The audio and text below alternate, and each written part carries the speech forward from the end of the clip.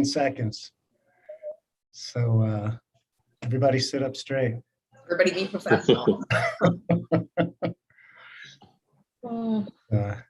It's 8 p.m. for you, isn't it?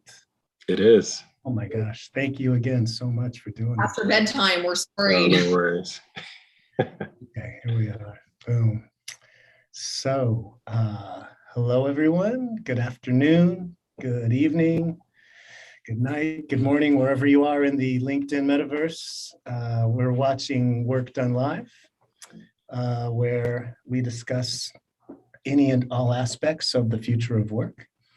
Kirsten is head of the Campbell Agency and is known as the marketing tornado, who explains, persuades, and strategizes on her clients' behalf. My company is WorkDone, which is a best practices discernment platform, which operates at the intersection of knowledge management and process automation. And today we are lucky enough to be joined, that's annoying, we're lucky enough to be joined by Quincy Jordan, who's an expert in digital transformation and leads agile initiatives across large enterprises.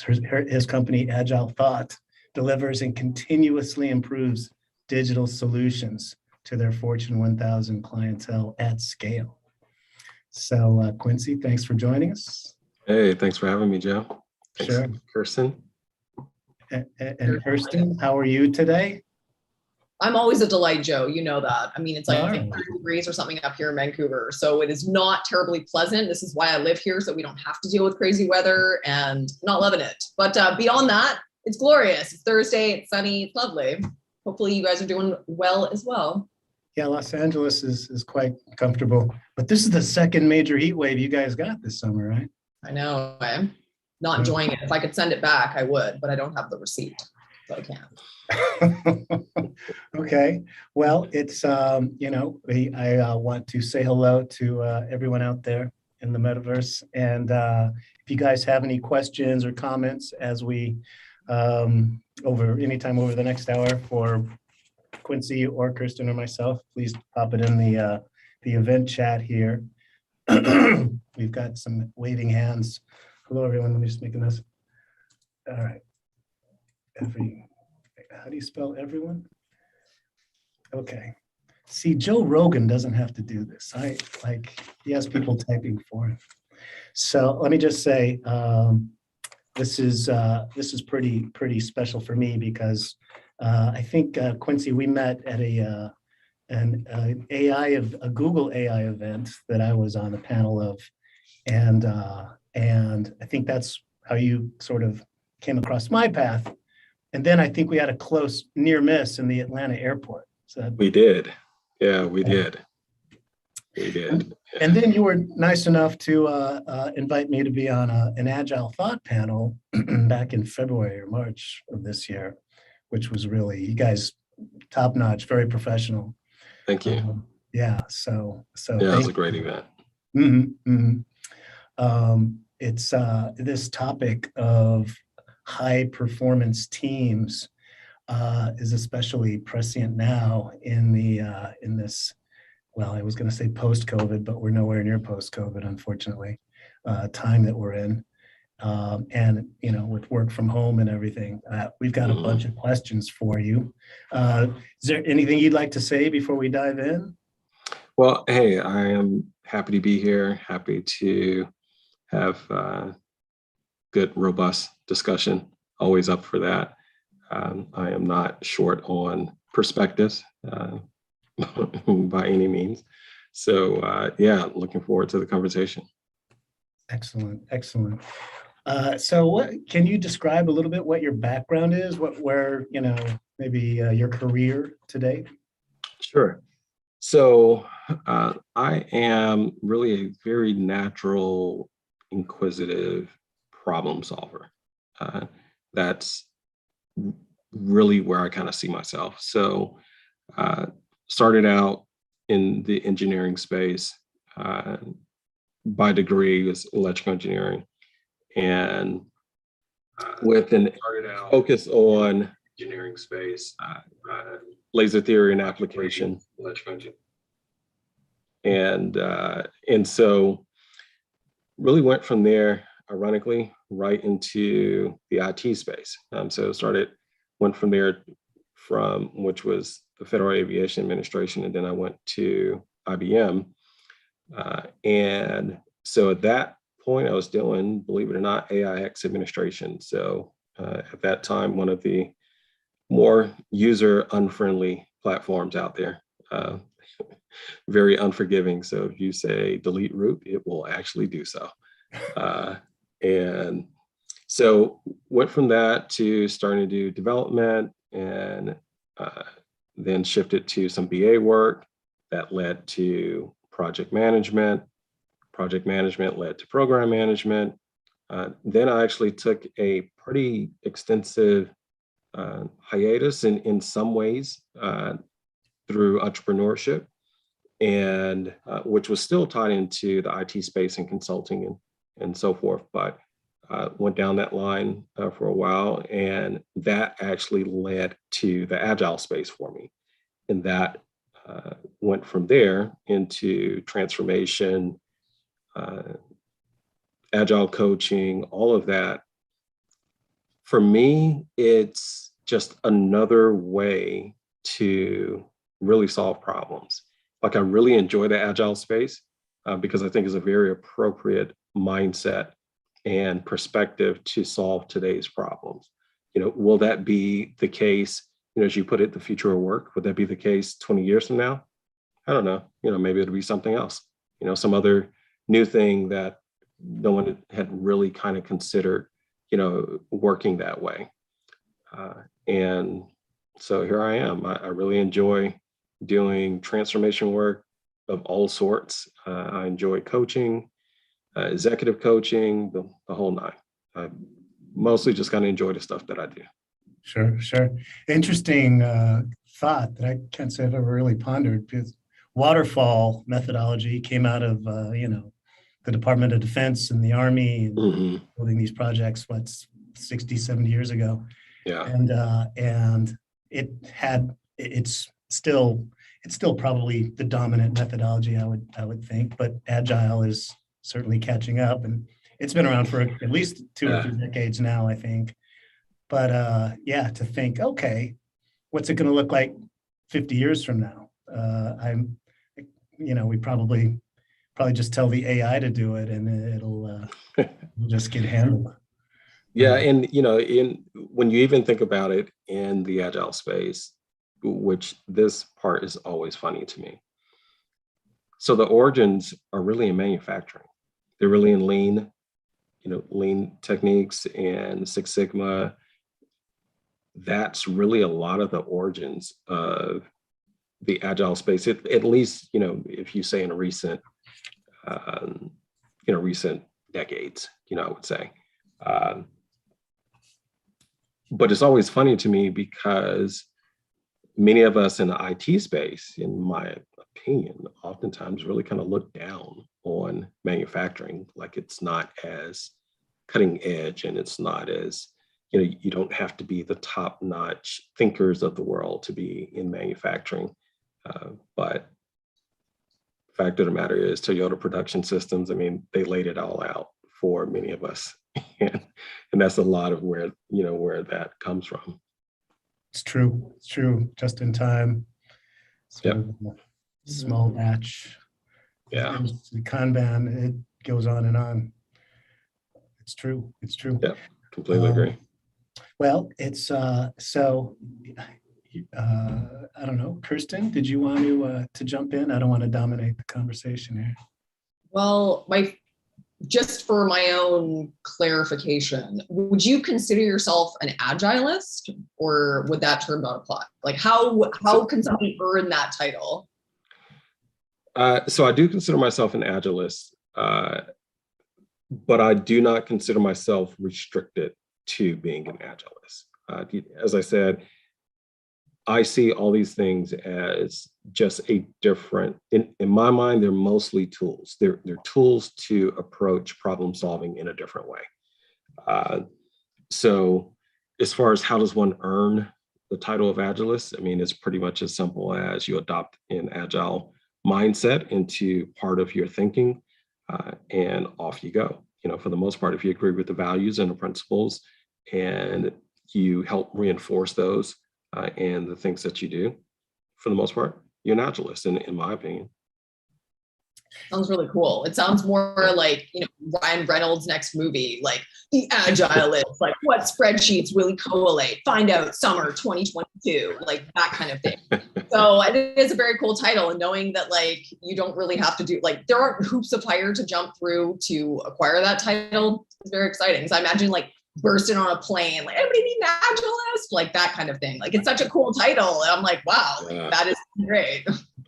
Yeah, you don't, there are no, spectacular hoops to jump through or anything like that to have the title of Agilist. Now, if you talk to many of the certification organizations that are out there, okay, that's a different ballgame. Then that's earning the title of a certain certification within the Agile space. And that doesn't have, significant hoops to jump through, depending on, the certification. You have CSM, PSM, SMC, SAFE certification. It's just a host of certifications out there that people look for, and those things somewhat, award people, those titles. And I got my ACP, I'm not sure how many years ago, 6, maybe 7, 8 years ago. I'm The not sure. PMI ACP. PMI ACP. Yeah. But since then, like SAFE, I just happened to do doing some research. I'm like, whoa, I've never heard of this. What's up with all these certs? Are they these different flavors? Are they that unique, or is one that much better than another? So it really depends on, I think it depends on what you're trying to do. So for example, SAFE certification, they focus on scaling. So it's literally Scaled Agile Framework is what SAFE stands for. And their primary focus is around scaling large enterprises, large organizations. So I hold a SAFE certification, a couple of SAFE certifications, the SA and the SPC. But if you are, let's say, a professional Scrum Master, or you're a certified Scrum Master, or you're a Scrum Master certified, many of those, they're pretty much about the same. I mean, and that's one of the things that I like about the Agile space. While there are a lot of certifications out there, it's about, can you be effective? Can you drive value? Can you actually apply these things and produce? I also still hold my PMP, but I will say in many cases, and I don't think many people would argue with this, it's largely about having the credential, less about can you apply the learnings from that certification. Mm.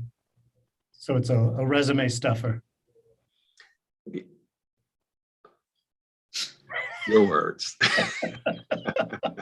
I don't know. Every time I have to, get recertified for my PMP or my PMI ACP, I'm sending them money and taking these classes. It's like, okay, this is yeah, right, exactly.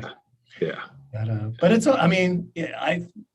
the thought process, the learning required to get the cert is absolutely valuable. Mm-hmm. And, we were, I was just thinking as you were describing the term Agilist, it's, Agile can really be a confront or an affront to a culture. Say, if you go into some place that's more legacy, old school, people punching in, punching out, kind of not necessarily waterfall mentality, or it's when you're talking about daily stand-ups every morning, and there's accountability and people who are good at sort of gaming the system and hiding and taking credit. There's not a lot of hiding in the Agile space. There's some, depending on the approach, some people may differ with this, but in my opinion, sometimes people can hide a bit in Kanban, which is one Agile approach. In Scrum, in my opinion, people cannot hide very well. And, one of the overarching principles is about transparency. It's about trust. And so if you don't have that transparency and trust, then you're going to run into all kinds of problems anyway. Now, I would also argue that whether you're in the agile space or not, if you do not have transparency and trust, you're still going to run into all sorts of problems, because that is really a foundation to a healthy culture within the organization, is to have that transparency and trust. And you mentioned about how, for example, an agile approach conflicts or confronts a legacy culture where you have so much command and control going on, and so much structure that it's people don't feel as though they have permission to make a move, to do anything without someone saying you've checked the box first. Whereas in the agile space, there's a lot more freedom. There's a lot more autonomy, and it's intentional, and it's a statistical fact that if you give people autonomy and you give them good direction in terms of where they need to head, vision, you give them good parameters, then most people will tend to rise to the occasion. As it's always interesting to me, even if you look at little kids, or you just look at different groups of people, as humans, we naturally tend to want to try to make things better. It's only when our minds start getting clouded with either comparisons to others or what we don't have, or those types of things, that we start running into a lot of problems. But prior to that, most people's initial instinct is really to actually do something good, but then it gets all confounded and messed up with insecurities and all that stuff. But if you have that good trust and transparency, it's so critical to having healthy teams, a healthy organization, a healthy culture. It's just critical. Mm-hmm. Mm-hmm. It's like raising children. Yeah. It is. I say it all the time. It's so much. It's like raising children. It absolutely is. Yeah. Terrifying. As someone who's had Agile inflicted upon me on several occasions in my corporate life, what I found was, I actually made a note of this, it was Agile Adoption. So it was the Scrum ceremonies versus actual Agile transformation. And what I mean by that would be, the CEO obviously did some Googling over the weekend and came in on Monday and decreed that we were going Agile. And because I was heading up marketing in several of these places, I was then forced to do those goddamn meetings, the stand-up meetings in the morning. That makes me want to bang my head against a wall, because, like, as you mentioned earlier, it's a way for people not to hide and to have transparency, which I think is phenomenal, and they need more of that. But what I noticed in these situations was that, and I promise there is a question at the end of this, what I noticed in these situations was it was almost like a microwave talking to a phone, where they just cannot communicate. There isn't context, and they're not meant to communicate. And so things that would be normal and or good for marketing would be totally misinterpreted, because you're standing there with a bunch of tech people, and like what's normal for development and all that kind of stuff is totally different. And so it actually hurt and was reductive, to the point where, because you're not able to fill that context and people don't understand what the benchmarks are and what the normal things are, that it was actually a strong impediment to the marketing team, in that people would then fill in their own context, make their own assumptions, and it actually strongly hurt performance in that sense. So The question, I'm going to put my running shoes on and get to it, is have you seen culture, or how have you seen culture make or break an agile transformation? I know I started you off there, so please go. Oh, no worries. So, you mentioned about the CEO went out, Googled some stuff, and came back and said, okay, we're going agile.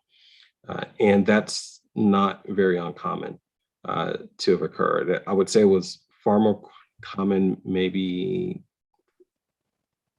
3 to, well, actually now maybe 5 to 7 years ago, where that was happening a lot, like a whole lot. And you would hear companies, so the leaders, the C-suite, they would hear things about success stories of teams going faster, teams delivering more, and they latch on to that. And so from there, they say, that's what we need to do. We need to do that thing. And they really didn't understand what that actually meant, what it meant for the culture, what it meant for them as, the overseer for that organization, as the CEO or whoever in that C-suite. And so when they latch on to that, it's faster. Oh, and by the way, it's cheaper, as well, then it's like it's a done deal for them. And they don't actually take out time to really understand the agile mindset, the principles, the values. And they just want to do that thing, latch on to that shiny object. And the repercussion of that is largely what you describe. It's where people are learning the form and function, but they're not really learning the heart. They're not really learning the spirit of the thing. They're not really learning, okay, what is this agile mindset all about? Is it about a Scrum framework where you have, as you put it, stand-ups, which we call daily Scrums? Is it about that and the Scrum events that you refer to as ceremonies? Is it about doing those things? Is it about the form and function of that structure? Or is it about autonomy? Is it about empowering the teams? Is it about the collaboration, the trust, the transparency? Those are the things that it really should have been about. And I'm sorry that you had that experience, but it's not uncommon. Many people do have that experience. Many organizations have that experience. We go in, when I say we, Agile Thought, we go in and we do agile transformations with organizations. And especially these days, we're not always the first one going in. Many times we're the second or third. And quite frankly, oftentimes it's better to be the second or third, because whoever went in that first time gave you that experience. And, the table may not have been set properly. It may not have been, if the organization doesn't know what's coming, if the C-suite doesn't know what's coming, then they don't know how to support an agile ecosystem, because that's what it is. It's not just, oh, let's go and install agile into the IT teams. That's not what it is. It's you're creating a new ecosystem within your organization. That ecosystem has a culture, it has rewards, it has incentives, it has empowerment, it has ways that people need to work together, it has some structure to it.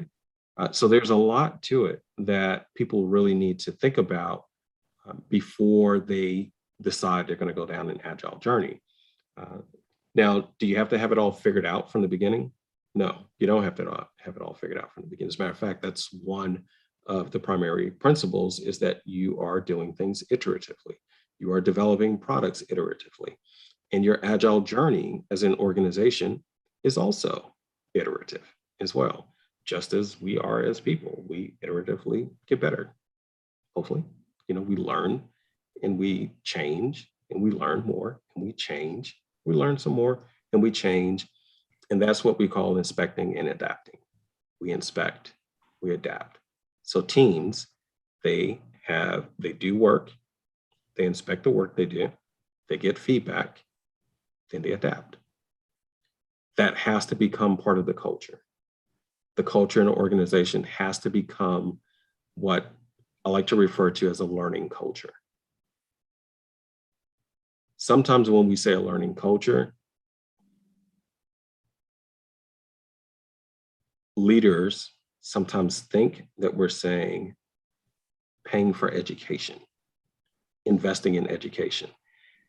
And that is a component for sure. But it's more about giving people permission and for people to know that they have permission to fail and to learn from failure and then succeed. But if you don't have that permission, if you don't have that opportunity, if you don't feel that you have the freedom to do that, then what are people going to do? They're going to play it safe. That's what they're going to do. They're going to play it safe. When they play it safe, innovation is not happening when you play it safe. It's multiple clients I've seen where people have, it's a annual objective. They had to go get X hours of training, 40 hours and whatever. And inevitably the year comes to an end and they haven't used it because they're too busy doing their job. So it's pretty clear where the priority is, and it needs to be reprioritized. And It really does. in our last, I think it was our last chat, we talked about growth mindset in the future of work and how it's necessary. And growth mindset and learning culture, it's like they go hand in hand. And the ability to make a mistake and learn from it, as opposed to being afraid of making the mistake because somebody might, point a finger, shine the flashlight on you. Yeah. It's so many questions. It's like how, in an ideal world, the whole organization adopts Agile, but that's like never the case. It's usually starts in one place. So then you have one group or one team or one department trying to get Agile working, but they have to interface with the environment around them who's doing things the old way. That's like, it's so challenging. How do you handle that? So we like to really take an approach of what I call acclimating from the top down and educating from the bottom up, or training from the bottom up, acclimating from the top down and training from the bottom up.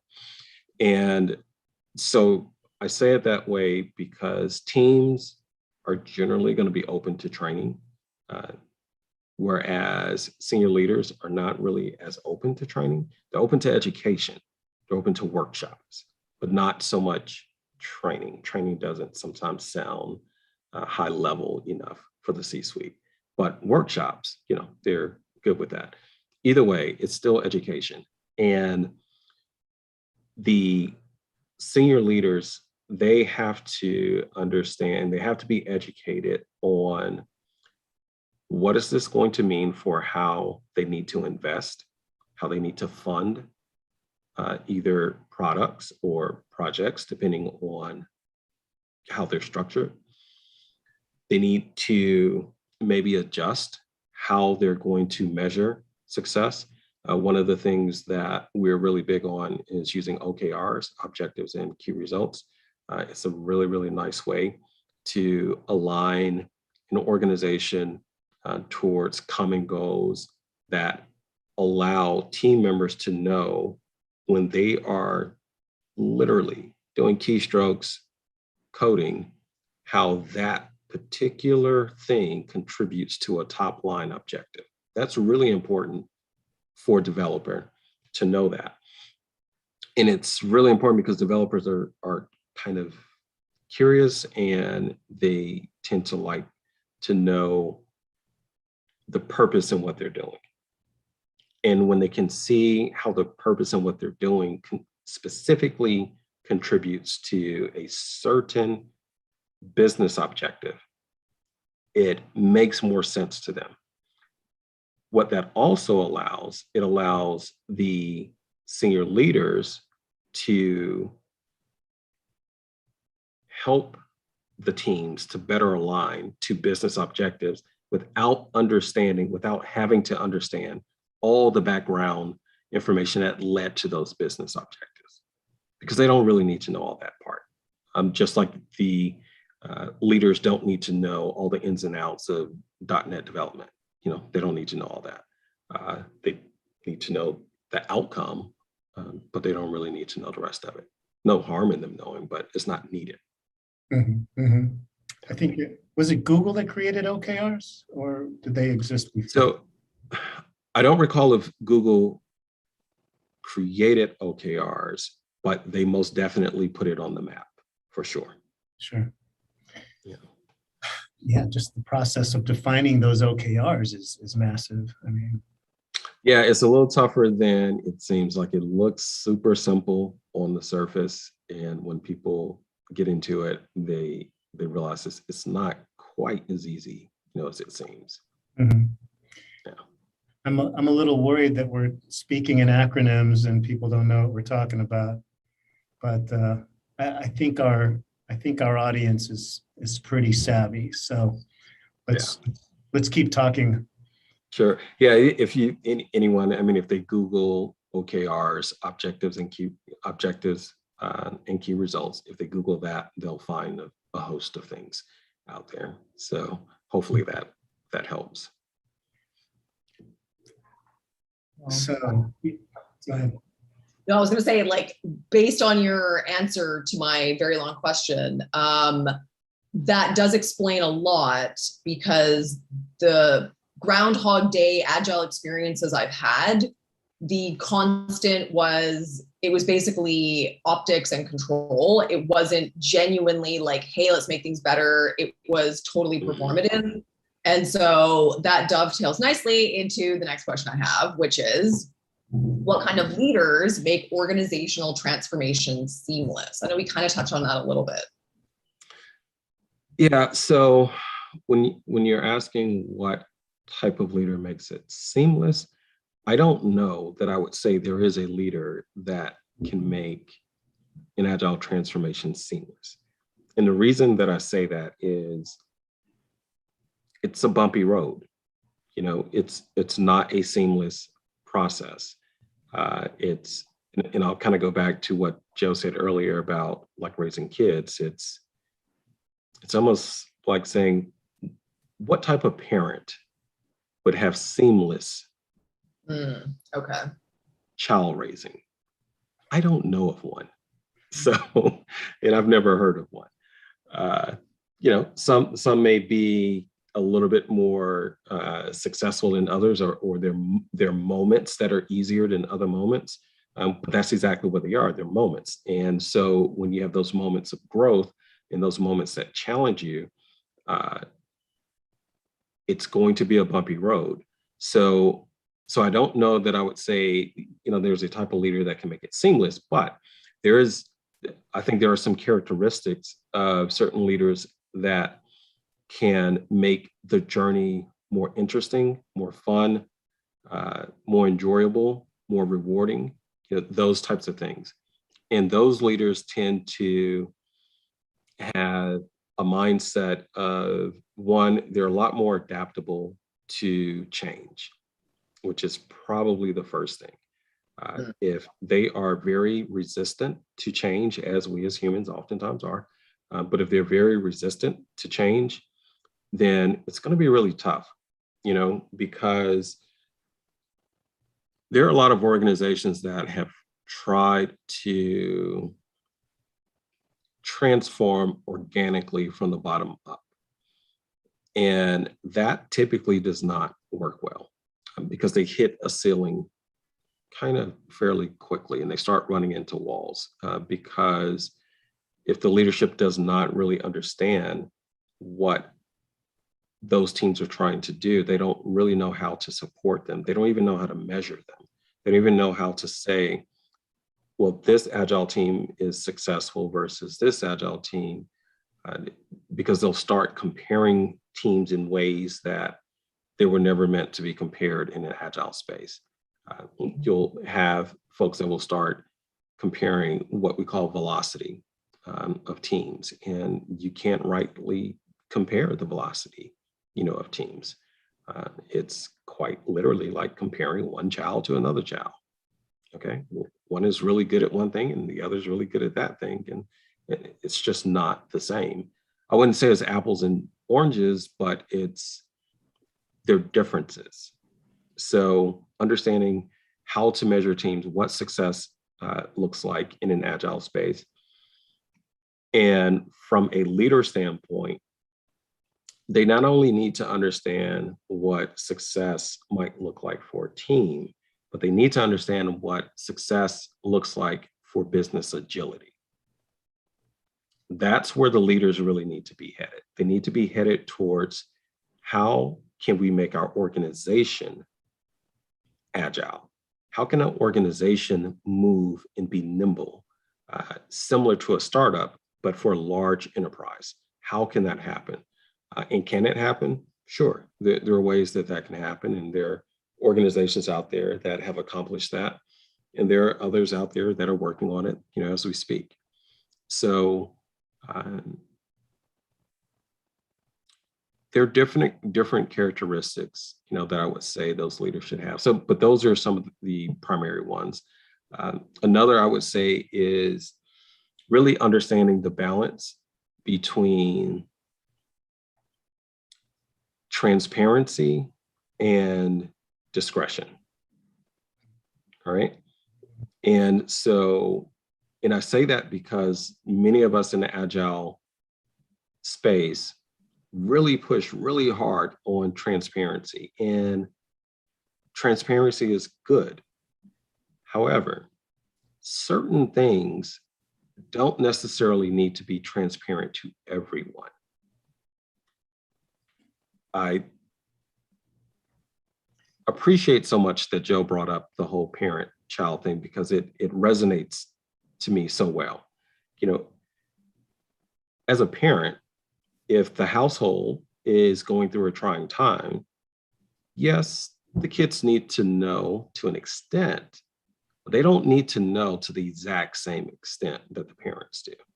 And so the teens, they need to know, hey, yes, we need to perform. The organization, maybe things are not quite, as well as they once were. Maybe they got hit really hard by COVID, like that just happened across the board, for a lot of organizations initially. Many organizations have actually done extremely well during this time. But everything doesn't need to be known to everyone. So having the ability to be transparent, but knowing how to be discreet with certain information, I think is a very good characteristic of an agile leader at the C-level within a large organization. It just comes from wisdom and being in the trenches. Amen. Absolutely. It's always like, let's be super transparent. And then suddenly everyone's Hemingway when it comes to my work, and it's like, okay. So now, given the state of the world, do you imagine that remote/hybrid work will actually accelerate the need for more agile deployment? So that's an interesting question. And the reason that is interesting to me is because for years, I would have these LinkedIn keyboard battles with people about what does it mean to have face-to-face communication? Because one of the principles within the agile space, and one of the specific things around Scrum is about co-location and teams working together and being able to collaborate. And specifically, it talks about face-to-face communication. And so I was always of the mindset that face-to-face communication did not mean that you had to be in person. So as we're talking now, am I getting all the same nonverbal cues that I would get if we were in person? No, I mean, I can't see your hands. I can't see whether or not, you're kind of rocking your foot back and forth or something like that. I can't see that, but I can see the head nods. I can see the blinks. I can see the different things that help us to communicate non-verbally, which is our primary way of communicating. So we don't have to be in person, to do that. And so in the agile space, we have now proven not to our own credit, really, but we have proven because we were forced into it through a pandemic that, we massively didn't see coming in general, that we can work in this way and be remote. So that has, I think, opened a can of worms that some people didn't want open, such as, not as far as specific names, but folks who are now trying to really strong arm, force people to go back into the office. That I saw a LinkedIn comment earlier today about this. I won't name the person. Yes, it was yours. And if you agree, disagree, bring it. No, I completely agree. I completely agree. The language might have been a bit more colorful than mine, but I completely agree. And it is about control. It's not about value. It's not about what's best for the organization or what's healthier for the organization. It's really about control. Now, do I think that means that everyone should be remote? I personally don't. I think that there is opportunity for a hybrid, approach that can be healthy. But I don't necessarily think that means everyone being forced into coming into the office, on a certain day of the week. Now, when I say forced into, I mean without that team or that group being the ones to make that decision. I think the decision should be made by those who need to come in and work together, not necessarily by those who are at the top of the hierarchy, forcing that on everyone else as they don't adhere to it themselves. So those are things, those are things that I see as being challenging. And there's basically a quiet, not so quiet now, revolt really happening, between employees and, senior leaders in some companies, not all companies, but there are a lot of folks now that are saying, oh, I can't work remote. I don't want that job. I'll go work at this company. And people are doing that, and they're doing it quickly. Yeah. I had my first in-person meeting in downtown LA earlier today in like a year and a half. And I got to say, it was nice sitting across the table, more than 6 feet away, drinking coffee and talking. And I mean, it was nice. Yeah. I think. Yeah, well, no, just in a true agile sense, it's like the teams are self-managing. So the team decide, are we all coming in or are we all working from home? Yeah. I think that's the key. Yeah. Yeah, I think that's the key. It's allowing people to. So in the agile space, one of the things that we try to push for is let's push the decision-making of those who are producing something as far down as possible, as close to them, to those who are actually developing something and building something, push the decision-making down as close to them as possible because they're the ones closest to it. And so if there's decision-making that needs to happen about teams going into the office, let's push those decisions all the way down to them. Let them make those decisions and we support it. We provide an atmosphere for it. So if they want to go into the office, a couple of times a week, okay, how do we figure out hoteling, for office space, for them so that they can do so? Because if that's what works best, for those teams and it makes it healthier, for them, great. I have a question. This just, I haven't seen it, but I got to believe it exists. If you've got a team of say 6 people remote, have you ever seen where they might like have an open Zoom channel, a Zoom room all day long and they're just— I have. So not all day long, but I've seen where there have been teams that they would have, how did they do it? It was a certain time of day. It was basically office hours is actually what they called it. And so they had office hours where that channel was just open at that time. And if people wanted to just jump in, see if someone was there, bounce something off someone, and so forth, people just jumped in and out. Now, I don't know if I think it's as necessary now with Teams and, other things where you can quickly, reach out to people and, jump on the Teams chat video or, whatever the case.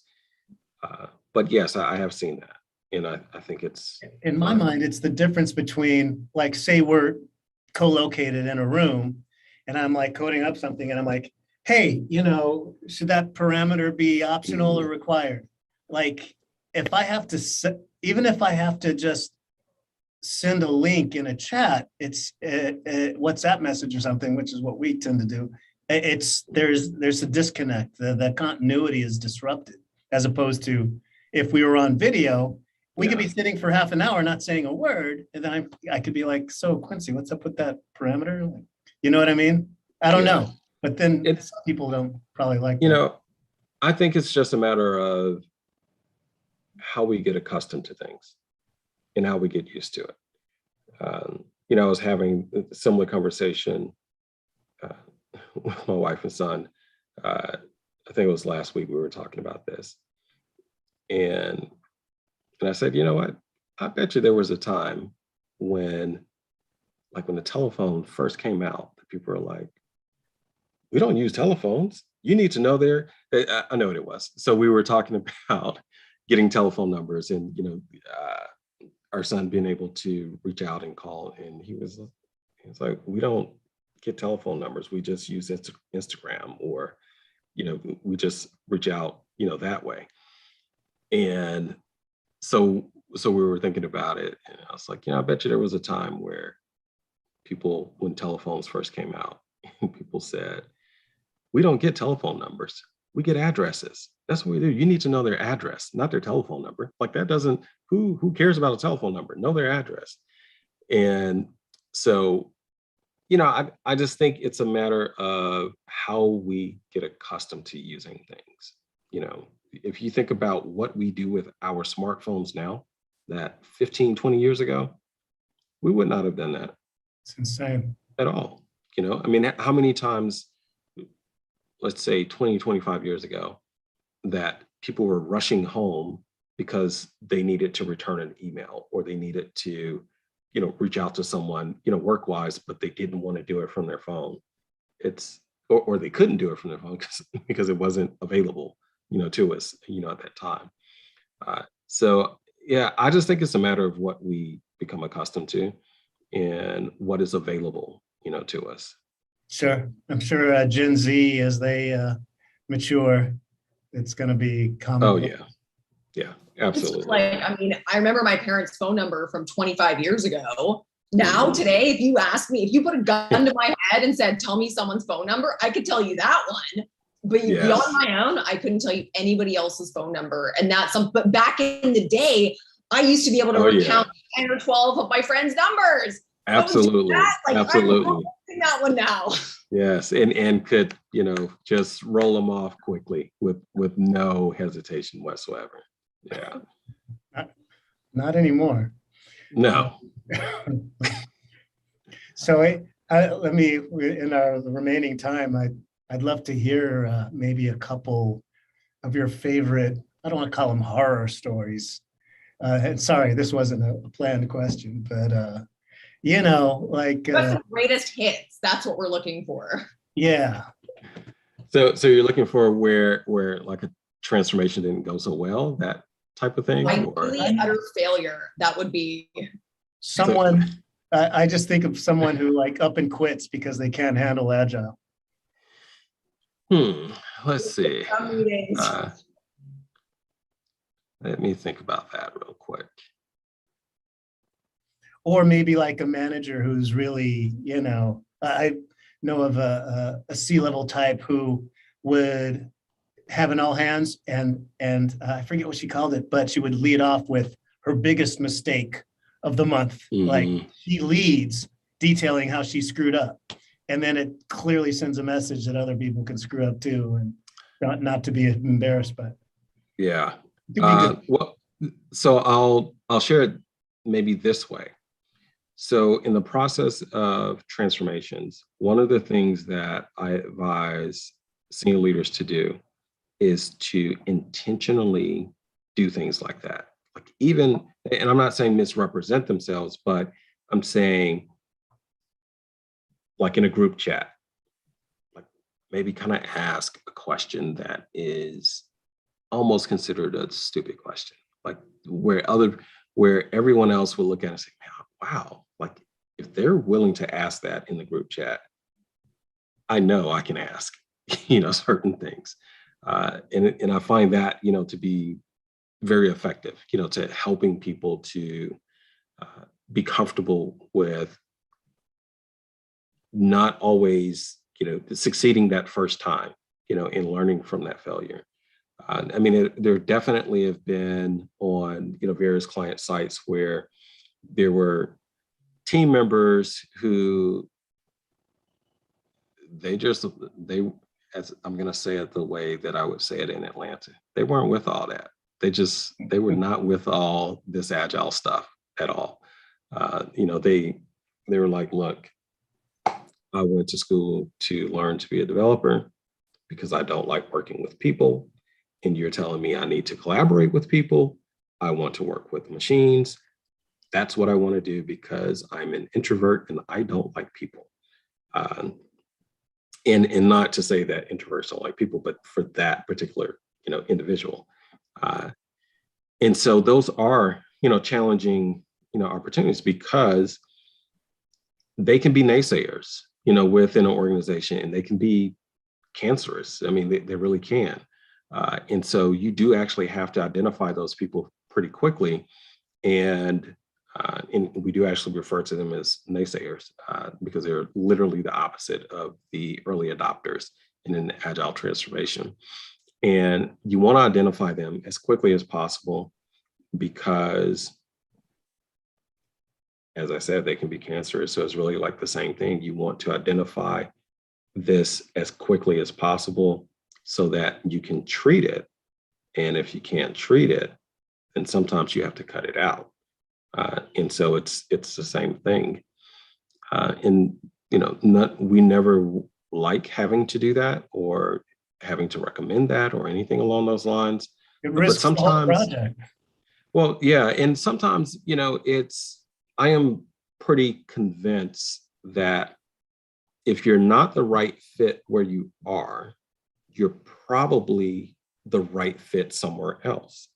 And so the sooner you can figure out where you fit, the better for you, the better for those around you. Hey, there's a whole nother organization that works a way that is right in tune with you. Yeah. And they're waiting on you, Yeah. like they need you there. I've seen it so many times where, the intention is good, but they should actually cut the person loose and send them on their way Yeah. so they can find that better place to be because it's not working out where they are, and everybody suffers from it. But yeah, that's poor management.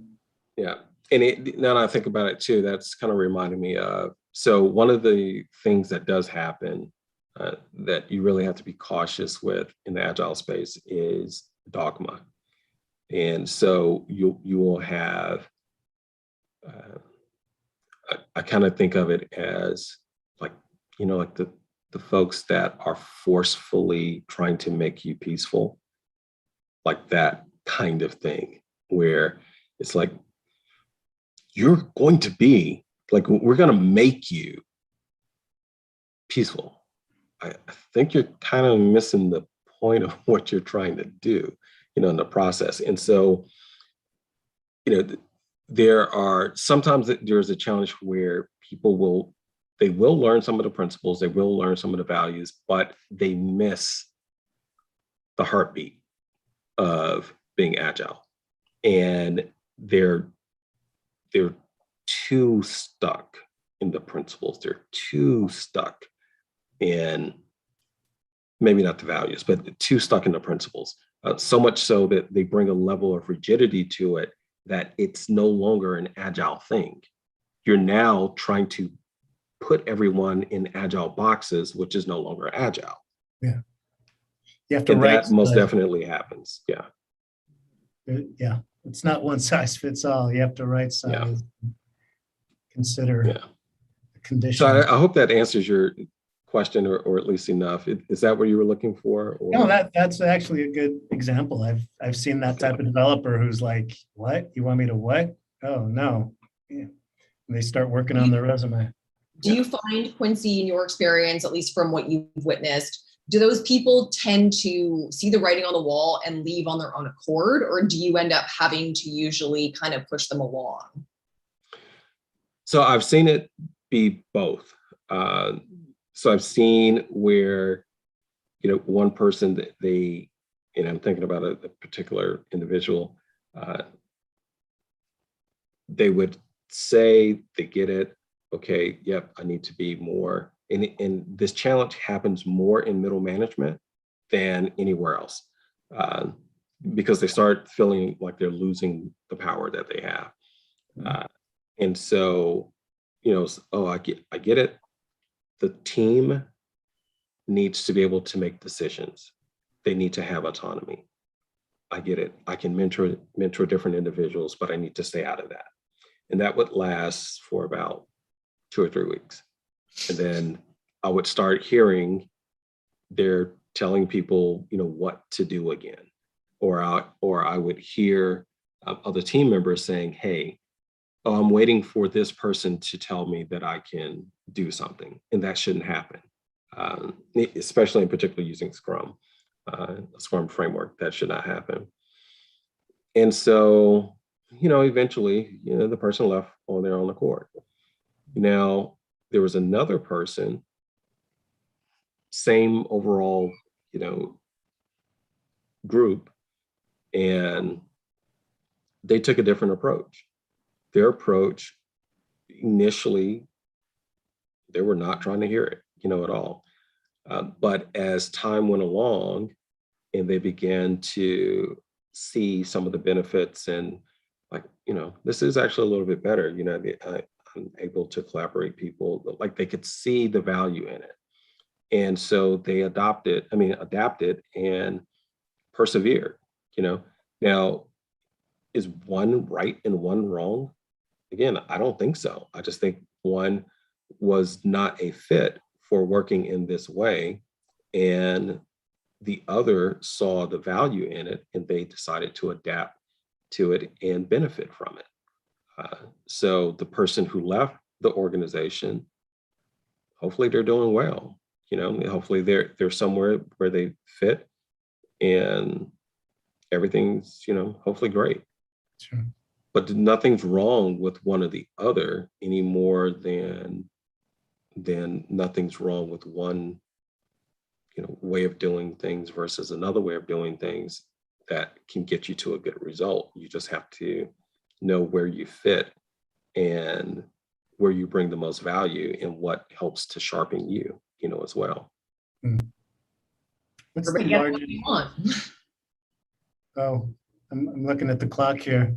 I'm just curious because you've done a lot more projects in the Agile, using Agile than I have. What's the largest, like from a client perspective, what's the most agile organization you've seen, like Scrum of Scrums and teams, like in a large scale? What have you seen? So to date, in the Agile space, for me, my claim to fame, so to speak, was, or I shouldn't say it that way, but my best opportunity, at that time, was I led Home Depot's Agile transformation for their IT area. No. And that was a great one. And it's still going strong now. And it's been, I think, maybe about 4 years or so since pulling away from that. And in an Agile journey is truly a multi-year journey. So the majority of the time, I'm not able to be there the entire time because it's truly a multi-year journey, but I'm able to help an organization get to a point to where they're very stable, and it's, the child is now an adult.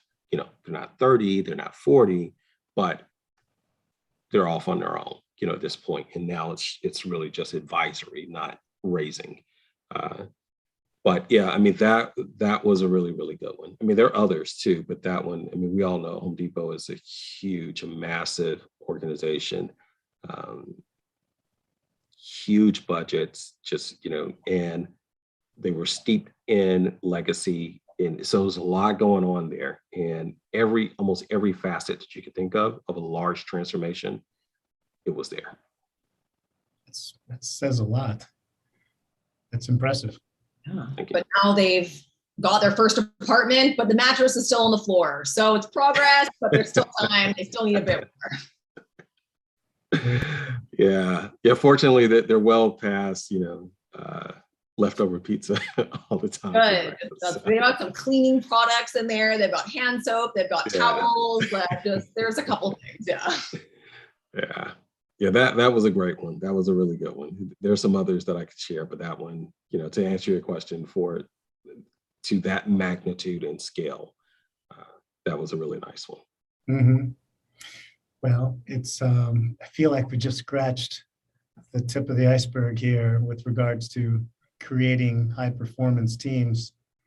But it's been pretty darn entertaining for me. So thank you. Good. Yeah, I've enjoyed it. I've definitely enjoyed the conversation, and I'm happy to always collaborate and share. Cool. Kirsten, any closing thoughts? There's like half the questions I never got to, but that's okay. I won't hold it against you. I'll save it for later. But no, this has been fantastic. Thank you so much. I mean, obviously, I know that my Agile experience actually, now that you've said it, it actually was perfectly appropriate for the time as of like 5 to 7 years ago-ish. So that kind of makes total sense and explains a lot, because it was seriously just like a groundhog where you're like, like, this isn't what it's supposed to be, because you read about it and you're like, we're supposed to be like a lean, mean, functioning team. And you're like, none of these things are happening. And so this has been such a wonderful education of how things should be and how they should go. And like those little things that you don't read about in the textbooks about it, of like the context of like management and their perspective and all those kind of things that actually make it productive. So this, I've learned so much, and I'm so glad I'll never be invited to another Scrum meeting again, hopefully until the day I die. So we'll all be good. But no, thank you so much. I really appreciate you coming out. Kirsten, I have news for you. Kirsten, we've been doing Agile all along. Sorry. Don't tell me. Don't tell me that. That is a nice approach that we often take as well. I'd rather live alive. That is not going to go well. We don't call it anything. We're just going to meet and talk. There you go. And they have no idea. Yes. Can't resist.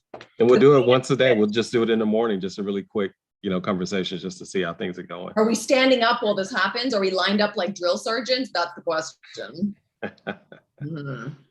Standing on tiptoes. Yeah.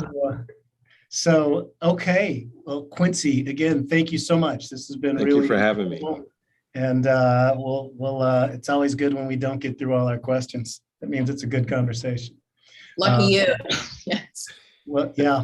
Well, I'd like to thank everyone out there in the LinkedIn metaverse and YouTube as well.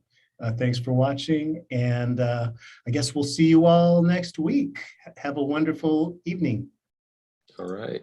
Thanks again. Thank you, Quincy. Have a good one. You too. Bye.